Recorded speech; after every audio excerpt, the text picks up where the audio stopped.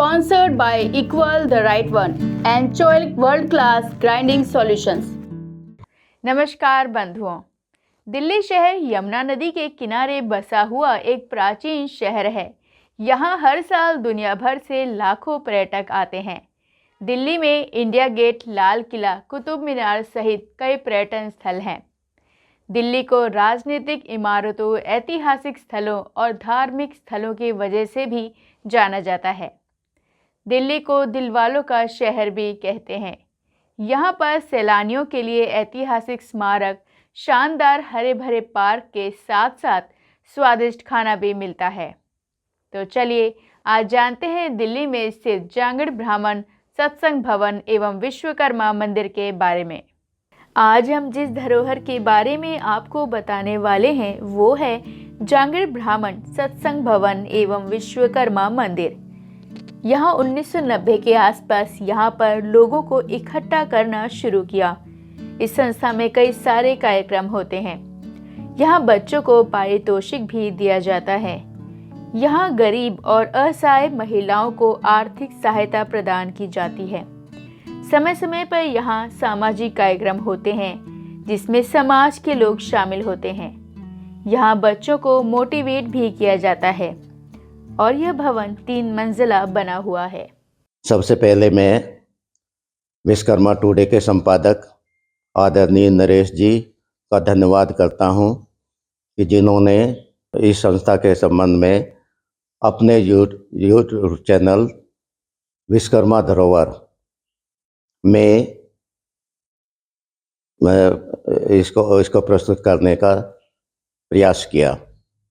वास्तव में ये विश्वकर्मा धरोहर चैनल पूरे हिंदुस्तान में जो हमारी संस्थाएं हैं, विश्वकर्मा समाज की संस्थाएं हैं, उनको जो है ना समाज के सामने प्रदर्शित करने का विशेष कार्य कर रहे हैं।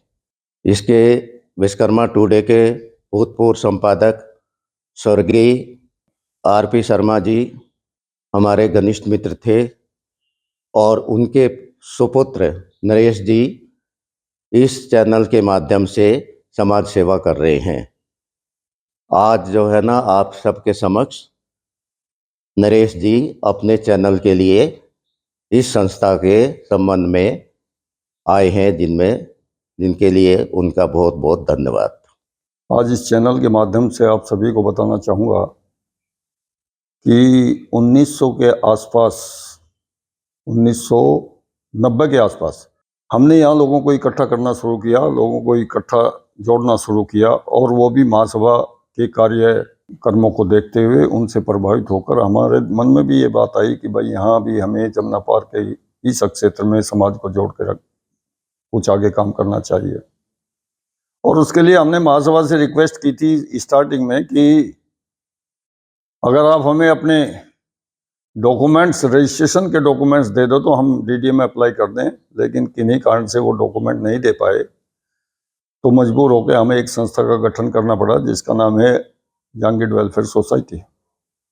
और ये 1993 के आसपास की बात है जब हमें यहाँ ये डीडीए से ये जगह अलॉट हुई जांगड़ ब्राह्मण सत्संग भवन के नाम से। आज हम उसी में बैठे हुए हैं और वहाँ से हमारी एक्टिविटी शुरू हुई, क्योंकि यहाँ हमारे इस क्षेत्र में काफ़ी समाज के लोग रह रहे थे लेकिन हमारे पास कोई जगह नहीं थी और उस जगह का हमने प्रयास किया और वो डीडीए से अलॉट हो गई। आज उसी भवन में हम बैठे हुए हैं। अच्छा लगता है देखकर। इस बीच में बहुत सारी एक्टिविटीज़ हमारी संस्थागत चलती रहती हैं। बच्चों को वजीफ़ा दिया जाता है, गरीब और असहाय महिलाओं को जो है आर्थिक सहायता वार्षिक रूप से मुहैया कराई जाती है। समय समय पर यहाँ सामाजिक आयोजन होते रहते हैं जिसमें समाज को इकट्ठा करके बैठाया जाता है और ये संस्था केवल यहीं तक सीमित नहीं रही है, इससे आगे भी बढ़ गई है। इस संस्था के माध्यम से हरिद्वार में एक प्लॉट पर कंस्ट्रक्शन चल रही है, धर्मशाला का निर्माण हो रहा है। इसी संस्था के माध्यम से एक जगह हमारी गढ़गंगा पर एक जगह ली हुई है, उसमें भी कुछ आगे योजनाएं संस्था की तरफ से बनाई जाएंगी और उसमें भी काम किया जाएगा ताकि समाज को आने जाने में, ठहरने में सुविधा मुहैया कराई जा सकें। ये हमारी मेन जो एक्टिविटीज़ हैं उनमें आती हैं, लेकिन उसके अलावा भी समाज में चेतना जागृत करना हमारा काम है। उसके अलावा भी समाज को संगठित करना हमारा काम है, और उसके अलावा भी समाज के होनहार बच्चों को मोटिवेशन देना हमारे इस संस्था के कार्यशैली में प्रमुखता से किया जाता है। ये हमारी में मूल जो है ना वो है क्या कहते हैं एक्टिविटीज, जिनके माध्यम से हम काम कर रहे हैं। ये हमारा भवन लगभग 400 गज स्क्वायर गज में बना हुआ है, जिसमें 3 मंजिलें हमारे ये बनी हुई हैं, आप लोगों के सामने हैं। और यहाँ से मैंने अभी बताया था कि हम संस्थागत रूप से समाज की एक्टिविटीज यहाँ चलती रहती हैं। ये हमारा ऑफिस है जिसमें आप बैठे हुए हों, और नीचे का फ्लोर है, 2 फ्लोर हैं, वो बाकी लोगों के लिए भी वक्त बेवक्त जो है ना शादी ब्याह के रूप में भी इस्तेमाल होता रहता है, और समाज की एक्टिविटीज भी चलती रहती हैं। इस संस्था के सभी लोग बहुत ही ईमानदार हैं। हरिद्वार में भी एक ज़मीन खरीदी है जिसमें धर्मशाला का कार्य चल रहा है। इस संस्था के नाम से ही धर्मशाला चल रही है। यहाँ 2nd फ्लोर में 3 कमरे हैं और बीच में हॉल है।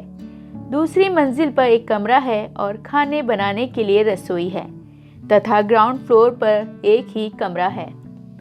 यहाँ हर रविवार को हवन भी होता है और 17 सितंबर को प्रोग्राम भी करते हैं।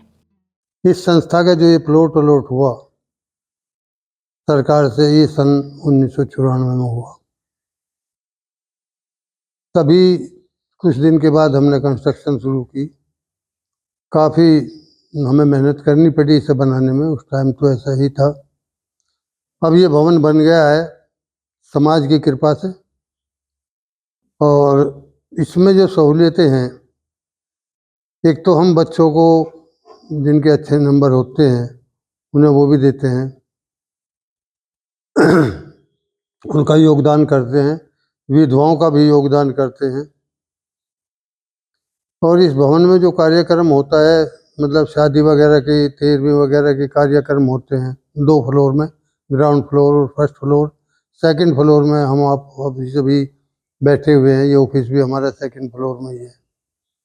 ग्राउंड और 1st में सामाजिक कार्यक्रम वैसे होते रहते हैं, ब्याह शादी के। संस्था के सभी लोग जितने भी इससे जुड़े हुए हैं सभी ठीक ठाक ईमानदार लोग हैं। पैसा देने में सभी लोग अपनी दिलचस्पी दिखाते हैं।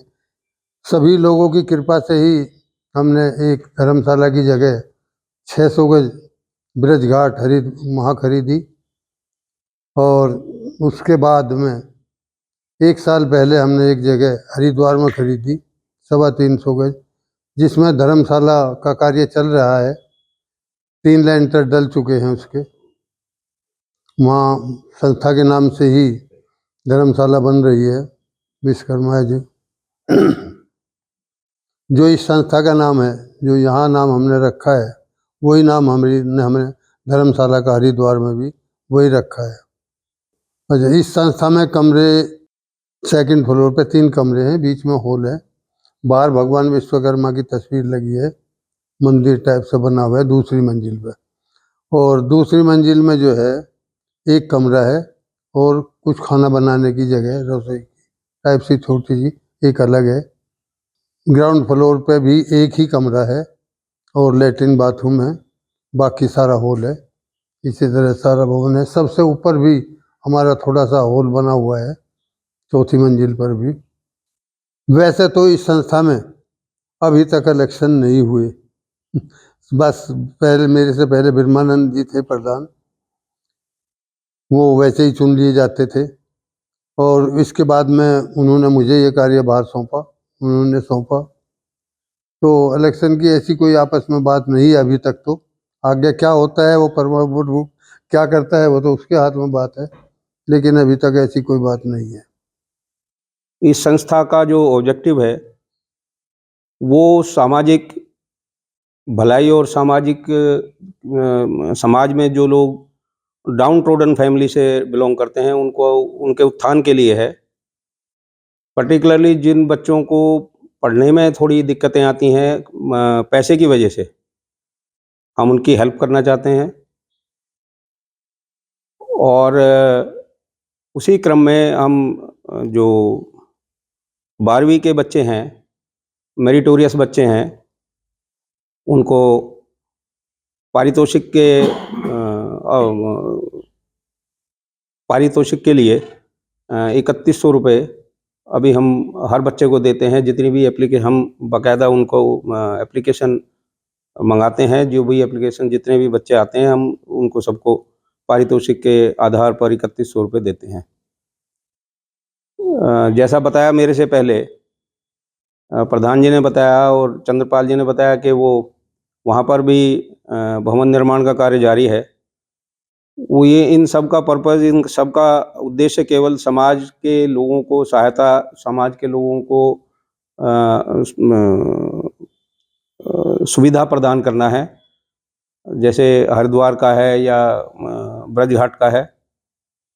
यहाँ हम और कई चीज़ें शुरू करना चाहते हैं, लेकिन उसके लिए फंड्स का अरेंजमेंट करने में लगे हुए हैं। जैसे फंड्स का अरेंजमेंट होगा तो जो लोग हायर एजुकेशन में उसकी वजह से, फंड्स की वजह से उनको दिक्कत आती है, वो नहीं कर पाते हैं, हम उनको हेल्प करना चाहते हैं। उसके लिए हम फंड्स की अरेंजमेंट में लगे हैं।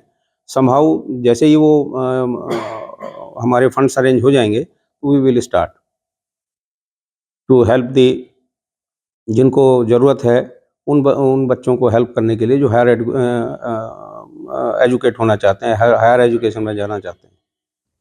तो आज आप लोगों ने दिल्ली स्थित जांगड़ ब्राह्मण सत्संग भवन एवं विश्वकर्मा मंदिर के बारे में जाना।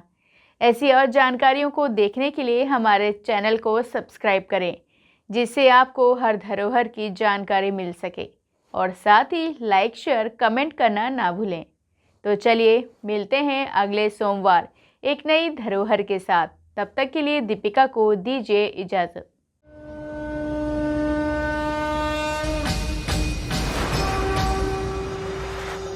This program is sponsored by Equal the Right One and Choilik World Class Grinding Solutions.